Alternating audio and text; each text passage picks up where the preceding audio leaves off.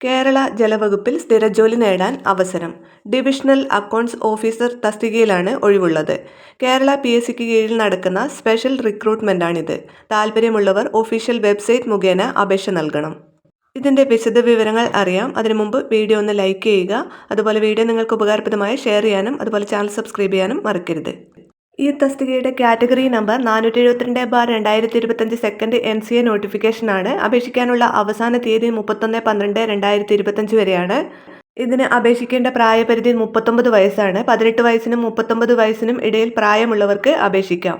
അതായത് ഉദ്യോഗാർത്ഥികൾ 2/1/1986 1/1/2007 ഇടയിൽ ജനിച്ചവരായിരിക്കണം. ഈ ജോലിക്കുള്ള ശമ്പളം 49,000 രൂപയ്ക്കും 1,10,300 ഇടയിലായിരിക്കും. അപേക്ഷിക്കാനുള്ള തസ്തിക divisional accounts officer.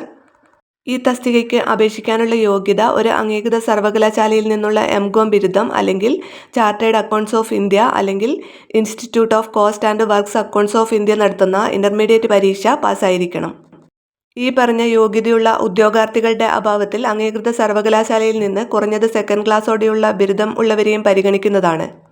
Ezhava, Billava, തീയ സമുദായങ്ങളിൽപ്പെട്ട ഉദ്യോഗാർത്ഥികളിൽ നിന്ന് മാത്രം നേരിട്ട നിയമനമാണിത്. മറ്റ് സമുദായത്തിൽപ്പെട്ട ഉദ്യോഗാർത്ഥികൾ സമർപ്പിക്കുന്ന അപേക്ഷകൾ സ്വീകരിക്കില്ല.